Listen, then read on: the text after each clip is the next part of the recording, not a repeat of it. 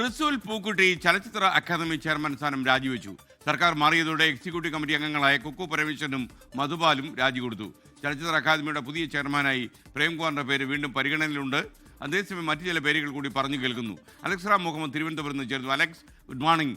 യഥാർത്ഥത്തിൽ academy chairman ആകാൻ cinema രംഗത്ത് കൂടുതൽ ആളുകൾ രംഗത്തേക്ക് വന്നു തുടങ്ങിയോ? തിരുവനന്തപുരത്ത് അതിൻ്റെ തള്ളലും ഉണ്ടോ?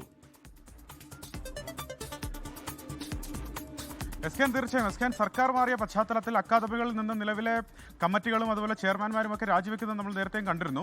സമാനമായ സാഹചര്യമാണ് ചലച്ചിത്ര അക്കാദമിയിലും. നിലവിലെ ചലച്ചിത്ര അക്കാദമിയുടെ ചെയർമാൻ റസൂൽ പൂക്കുട്ടി രാജിവെച്ചിരിക്കുന്നു എന്നുള്ളതാണ് പ്രധാനപ്പെട്ട കാര്യം. വൈസ് ചെയർപേഴ്സൺ കുക്കു പരമേശ്വരനും അതുപോലെ മറ്റു പ്രധാനപ്പെട്ട അംഗങ്ങളും കമ്മിറ്റി അംഗങ്ങളും രാജിവെച്ചിരിക്കുന്നു. മധുപാലും അതിൽ ഉൾപ്പെടുന്നുണ്ട്.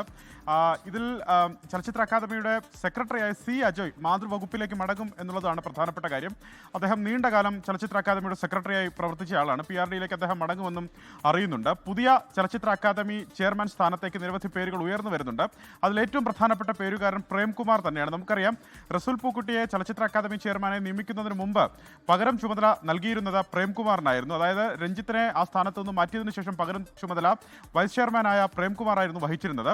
പക്ഷേ ചില തർക്കങ്ങളെ തുടർന്ന്, പ്രത്യേകിച്ച് ആശാസമരത്തിൽ അദ്ദേഹം എടുത്ത അനുകൂല നിലപാടിനെ തുടർന്നാണ് അദ്ദേഹത്തിന് സ്ഥാന നഷ്ടമുണ്ടായത്. തുടർന്ന് പുതിയ ചെയർമാനെ കണ്ടെത്തുകയായിരുന്നു. പക്ഷേ അത് സ്വാഭാവിക നടപടി എന്നാണെന്ന് ഇടതു കേന്ദ്രങ്ങളും അതുപോലെ അന്നത്തെ സാംസ്കാരിക വകുപ്പ് മന്ത്രി സജി ചെറിയാനും വിശദീകരിച്ചത്. പക്ഷേ അതിൽ വലിയ അമർഷം പൂണ്ടാണ് പ്രേംകുമാർ പുറത്തേക്ക് പോയതും അദ്ദേഹം UDF പാളയത്തിലേക്ക് എത്തിയതും.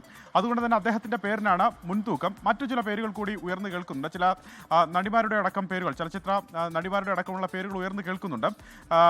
ഇതിൽ PC വിശ്വനാഥാണ് സാംസ്കാരിക വകുപ്പ് മന്ത്രി. അടുത്ത ദിവസങ്ങൾ ഇതുമായി ബന്ധപ്പെട്ട് തീരുമാനം എടുക്കുമെന്ന് അറിയുന്നു. എന്താണെങ്കിലും ചലച്ചിത്ര അക്കാദമിയും പുനഃസംഘടിപ്പിക്കും. അതിൽ പുതിയ ചെയർമാൻ വരും. SK